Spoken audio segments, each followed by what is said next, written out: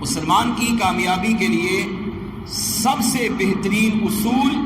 اہل بیت کرام کی محبت ہے، اور یہ کتنی اہم ہے۔ میرے آقا صلی اللہ تعالیٰ علیہ وسلم نے اپنے حیات ظاہری میں اپنی اہل بیت کرام کی محبت کا پیغام اپنی امت کو عطا فرمایا۔ چنانچہ سیدنا زید بن ارقم رضی اللہ تعالیٰ عنہ اس حدیث کے راوی ہے، آپ فرماتے ہیں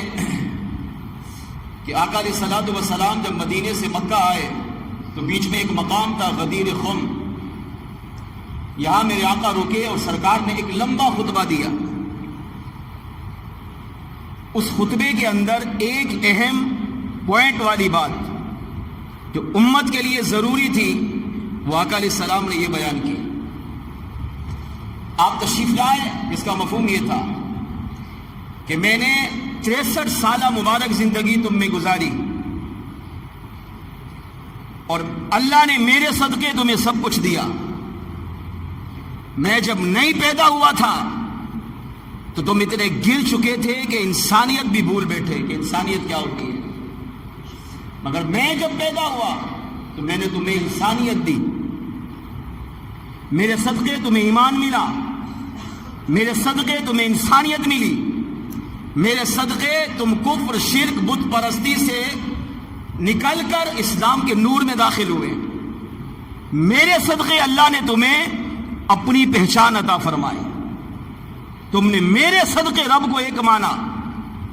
ساری زندگی میں نے تم میں تبلیغ کی، تم نے مجھے ستایا، تکالیف دی، میں نے سب کچھ برداشت کیا۔ اب عنقریب میں اس دنیا سے جانے والا ہوں۔ امت کا غم تھا میرے آقا کو، امت سے محبت تھی میرے آقا کو کہ 63 سال کی مبارک زندگی گزاری تو امت کی محبت، امت کے پیار، امت کی عقیدت میں یہ فکر لاحق رہتی تھی کہ میری امت بہک نہ جائے، میری امت گمراہ نہ ہو جائے، میری امت ساری زندگی اس دین پر چلتی رہے جو دین میں نے رب سے لے کر اپنی امت کو عطا فرمایا ہے۔ تو اب اس دین پر قائم رہنے کے لیے، اپنی امت کی کامیابی کے لیے آقا علیہ الصلوۃ والسلام نے امت کو 2 اصول دیے۔ ارشاد فرمایا انا تارک فیکم الثقلین، اے میری امت میں تم میں 2 بھاری چیزیں چھوڑ کے جا رہا ہوں۔ میں تھا تو صبح شام دن رات چلتے پھرتے اٹھتے بیٹھتے ہر وقت امت تمہیں یاد کیا، تمہاری خاطر راتوں کو جاگتا تھا، تمہاری خاطر غاروں میں جا کر اللہ کی عبادت کر کے ساری رات سجدے کر کے اپنے رب سے امت کی بخشش کی دعا مانگتا تھا۔ مگر اب مجھے میرے رب سے ملاقات کا وقت آ گیا،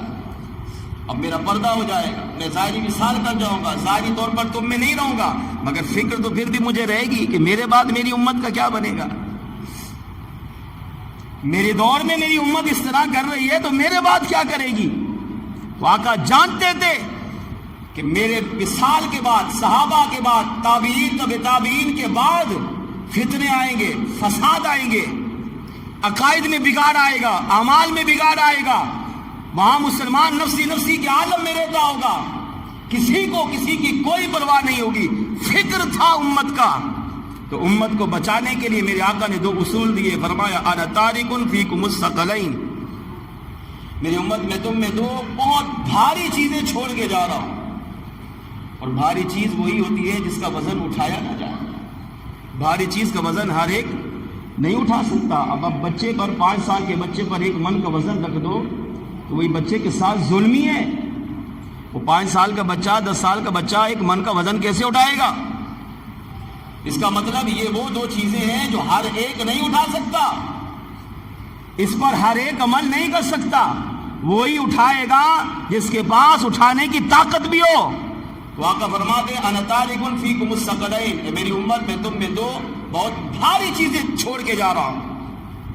کون سی 2 چیزیں؟ فرمایا اولہما کتاب اللہ، ان میں پہلی چیز اللہ کی لاریب کتاب قرآن پاک ہے۔ کیا ہے اس میں؟ فرمایا فیہ الہدی والنور، اسی قرآن میں ہدایت بھی ہے، اسی قرآن میں نور بھی ہے۔ اگر ساری زندگی تم نے قرآن کے دامن کو پکڑا، قرآن پر عمل کیا، قرآن پڑھا،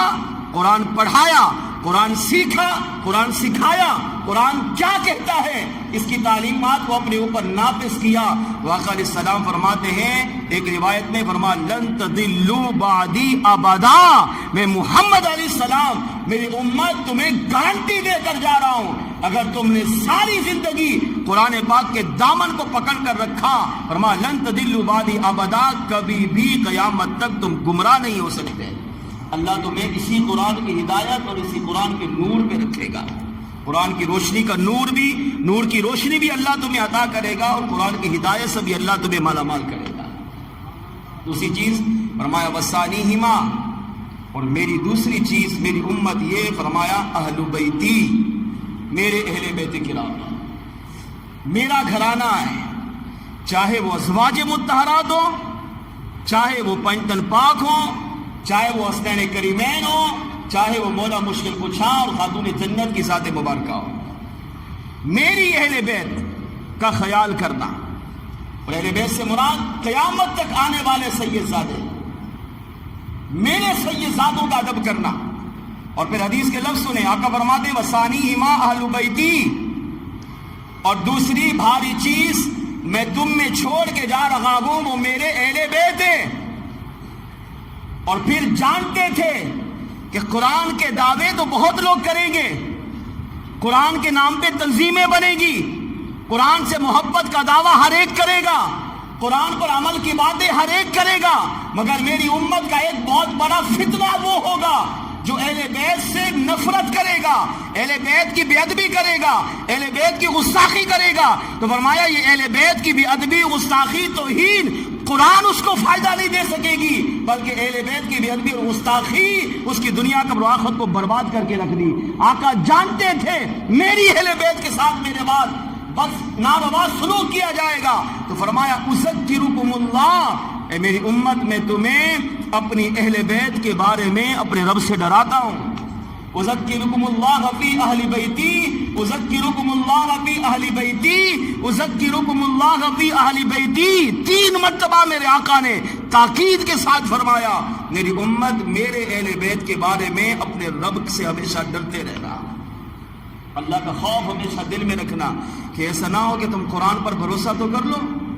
قرآن کو پڑھو بھی، قرآن پڑھاؤ بھی، تعلیمات پہ عمل بھی کرو، بہت بڑے قاری، حافظ، علامہ، مفتی سب کچھ بن جاؤ، مگر زبان درازی میرے اہل بیت کے بارے میں کرنے لگ جاؤ، توہین کرنے لگنے جاؤ، گستاخیاں کرنے لگ جاؤ، تو فرمایا پھر یہ قرآن بھی تمہیں نہیں بچا پائے گا۔ 2 چیزیں میرے آقا علیہ السلام نے اپنی امت کو دی، دونوں پر عمل کرنا ضروری ہے۔ قرآن کو چھوڑ کر اہل بیت کو پکڑو گے تب بھی گمراہ، اور اگر اہل بیت کو چھوڑ کر قرآن کو پکڑو گے تب بھی گمراہ۔ کامیاب وہ جو دونوں کو پکڑے، فرمایا قرآن پڑھو، پڑھاؤ، تعلیمات پر عمل کرو، اپنے گھر والوں کو کراؤ، میرے اہل بیت کا پیار، میرے اہل بیت کی محبت خود بھی اپنے سینے میں پیدا کرو، اپنے گھر والوں کو بھی میرے اہل بیت کا درس دو۔ ساری زندگی میری امت اگر تم نے ان دونوں چیزوں پر عمل کرتے رہے تو فرمایا لن تضلوا من بعدی ابدا، میں تمہیں گارنٹی دیتا ہوں میرے بعد قیامت تک تم کبھی بھی گمراہ نہیں ہو سکو گے۔ اللہ قرآن کریم کی تعلیم اور میرے اہل بیت کرام کی محبت اور پیار کی وجہ سے تمہیں ہمیشہ ہدایت پر رکھے گا، اور یہی ہدایت تمہاری دنیا قبر و آخرت میں ذریعہ نجات اور اس کا باعث بنے گی۔ اسے پتہ